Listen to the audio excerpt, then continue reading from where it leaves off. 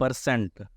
Percent का मतलब होता है पर 100, यानी 100 में कितना, यानी 100 को आधार बना के मूल्यांकन किया जाता है। इसे इस सिंबल से डिनोट करते हैं। जैसे 20% प्रॉफिट का मतलब होता है हर 100 में 20 रुपये का प्रॉफिट। 20 रुपीज़ का प्रॉफिट कितने में? 100 में। x% का मतलब है x/100। 5% होता है 5/100, यानी 0.05। परसेंटेज का फॉर्मूला होता है वैल्यू अपॉन में टोटल वैल्यू इनटू में 100।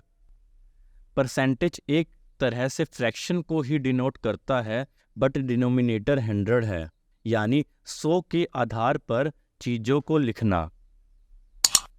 फ्रैक्शन को परसेंटेज में कन्वर्ट करने के लिए 100 से मल्टीप्लाई कर दो और लास्ट में परसेंटेज लगा दो। जैसे 3/4, यानी हर 4 में 3, तो हर 100 में 75, या फिर 3/4 गुने 100 तो आएगा 75%। इसी तरीके से फ्रैक्शन 6/5 को डेसिमल रेशियो परसेंटेज में ऐसे लिखेंगे। ये सारे कुछ एग्जाम्पल्स हैं फ्रैक्शन को परसेंटेज में कन्वर्ट करने के। परसेंटेज को फ्रैक्शन में कन्वर्ट करने के लिए 100 से डिवाइड करके परसेंटेज साइन हटा दो। 35% होता है 35/100, यानी 7/20। 28% का मतलब होता है 28/100। सिंप्लीफाई करने पर आंसर आएगा 7/25। 140% को हम फ्रैक्शन, डेसिमल और रेशियो तीनों में कन्वर्ट करके देखते हैं। ये परसेंटेज में है, इसको मैंने फ्रैक्शन में कन्वर्ट कर दिया 100 से डिवाइड करके। ये इस फ्रैक्शन का सिंपलेस्ट फॉर्म है। ये इसका डेसिमल फॉर्म है जो कि डिवाइड करके निकाला गया है, और रेशो के फॉर्म में इसे ऐसे लिखेंगे। प्रॉफिट एंड लॉस, लाभ और हानि, फायदा और नुकसान। इसमें 2 टर्म आते हैं, कॉस्ट प्राइस और selling price. Cost price CP मतलब खरीद रकम, जिस प्राइस पर हमने कोई सामान खरीदा हो। सेलिंग प्राइस एसपी, बिक्री रकम, जिस प्राइस पर वो सामान बेचा गया हो। हमें प्रॉफिट या फ़ायदा तब होगा जब हम कम दाम में खरीद के ज़्यादा दाम में बेचें, यानी जब एसपी सीपी से बड़ा हो। और कितने का फ़ायदा होगा ये निकालने के लिए एसपी में से सीपी घटाएंगे। इसी तरह कितने का नुकसान होगा ये सीपी माइनस एसपी से निकालेंगे। प्रॉफिट परसेंटेज होता है कितने का प्रॉफिट हुआ कॉस्ट प्राइस के आधार पर, यानी profit divided by CP into में 100। लॉस परसेंटेज होता है कितने का लॉस हुआ कॉस्ट प्राइस के आधार पर, यानी loss divided by cost price into में 100।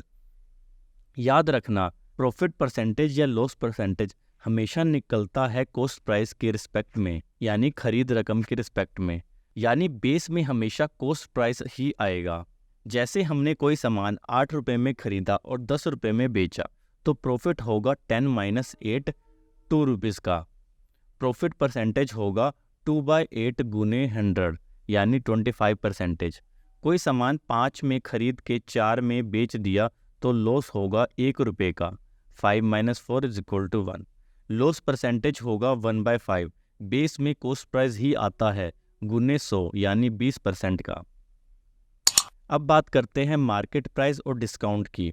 हमें पता है कि हर आइटम पर एक प्राइस लिखा होता है, और काफ़ी बार हमें उस मार्केट प्राइस पर कुछ परसेंटेज का डिस्काउंट भी मिलता है, यानी सबसे ज़्यादा प्राइस है मार्केट प्राइस, उससे कुछ कम अमाउंट पर हम उसे बेचते हैं जिसे सेलिंग प्राइस कहते हैं, और उससे कुछ कम अमाउंट पर हम खरीदते हैं जिसे कॉस्ट प्राइस कहते हैं। तो डिस्काउंट होता है market price minus selling price, यानी कितना लिखा हुआ था और हमने उसे कितने में बेचा। दोनों के बीच का अंतर बताता है कि हमने उसे कितना डिस्काउंट दिया, कितने की छूट दी। और डिस्काउंट परसेंटेज होता है D/MP इंटू में 100, यानी मार्क प्राइस के रिस्पेक्ट में कितना डिस्काउंट दिया। डिस्काउंट हमेशा मार्क प्राइस के आधार पर निकाला जाता है।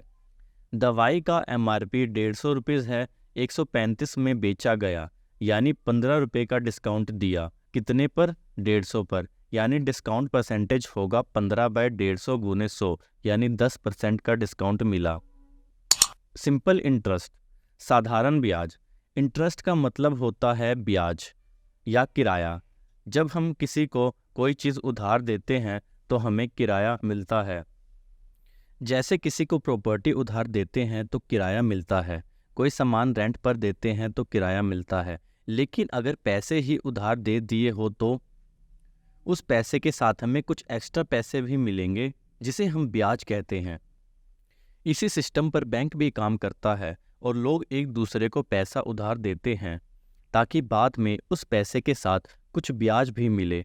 कितना ब्याज मिलेगा ये पहले से ही डिसाइडेड रहता है, जिसे रेट ऑफ इंटरेस्ट, वार्षिक ब्याज दर भी कहते हैं। इसमें ये 5 टर्मिनोलॉजी होती है: प्रिंसिपल यानी मूलधन, रेट यानी दर, टाइम यानी समय, इंटरेस्ट यानी ब्याज, अमाउंट यानी मिश्रधन। मूलधन या प्रिंसिपल होता है वो पैसा जो उधार दिया गया हो।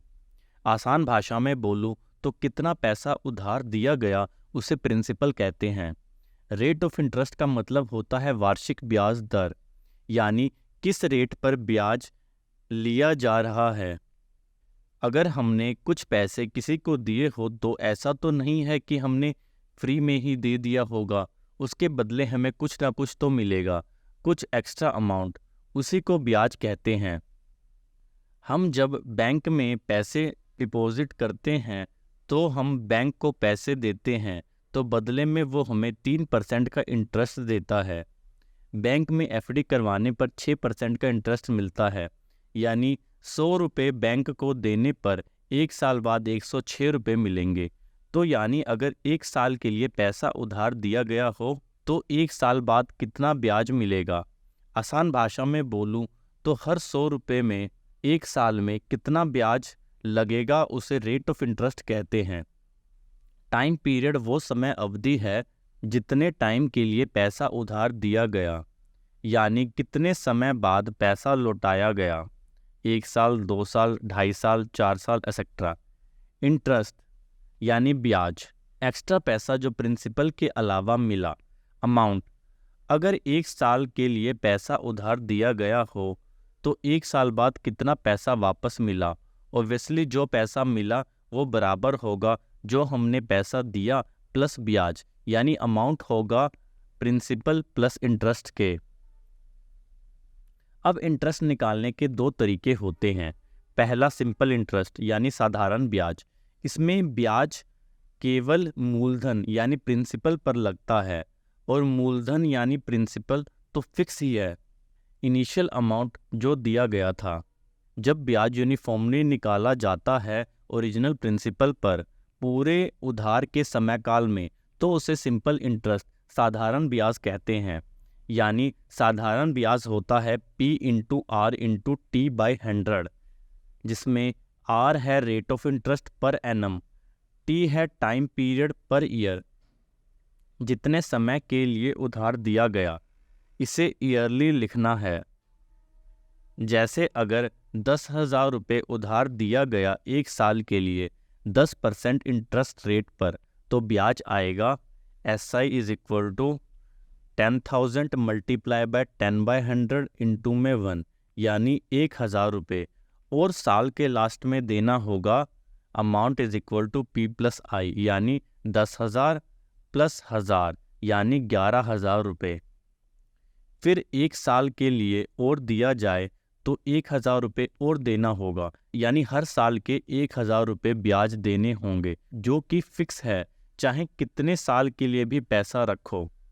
10 साल की बात करें तो ब्याज देना होगा SI इज इक्वल टू 10,000 गुने 10/100 गुने 10, यानी 10,000 रुपये। हर साल का 1,000, 10 साल का 10,000, और प्रिंसिपल 10,000 रुपये, यानी total amount P plus SI होगा 10,000 प्लस 10,000, यानी 20,000 रुपये। दूसरे तरह का ब्याज होता है चक्रवर्ती ब्याज, यानी ब्याज पर ब्याज, जिसे कंपाउंड इंटरेस्ट कहते हैं। इसमें ब्याज सिर्फ मूलधन पर ही नहीं बल्कि उस पर पहले से जमा हो चुके ब्याज पर भी लगता है, यानी ब्याज प्रिंसिपल पर प्लस इंटरेस्ट पर भी लगेगा। ब्याज हर साल के बाद मूलधन में जोड़ दिया जाता है, तो फिर जो नया प्रिंसिपल होता है अब उस पर ब्याज लगता है। जैसे 10,000 रुपये ब्याज पर दिया गया 10% रेट पर एनम पर। पहले साल 10,000 पर ब्याज लगेगा। पहले साल का ब्याज 1,000 रुपये, दूसरे साल का ब्याज 11,000 रुपये पर लगेगा। यानी अब दूसरे साल का ब्याज 1,000 नहीं बल्कि 1,100 रुपये लगेगा। तीसरे साल का ब्याज 12,100 पर लगेगा। यानी तीसरे साल का ब्याज होगा 1,210 रुपये। तो इसीलिए इसमें जैसे जैसे समय बढ़ता जाता है ब्याज भी तेज़ी से बढ़ता जाता है। इसे निकालने का एक फॉर्मूला भी है, amount is equal to P into 1 + R/100 की पावर n। n है नंबर ऑफ ईयर और CI होगा A - P, amount minus principal.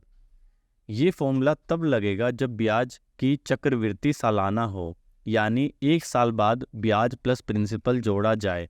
अगर 6 महीने पर ब्याज प्रिंसिपल में जोड़ा जाए तो फॉर्मूला लगेगा A = P इंटू 1 + R/200 की पावर 2n।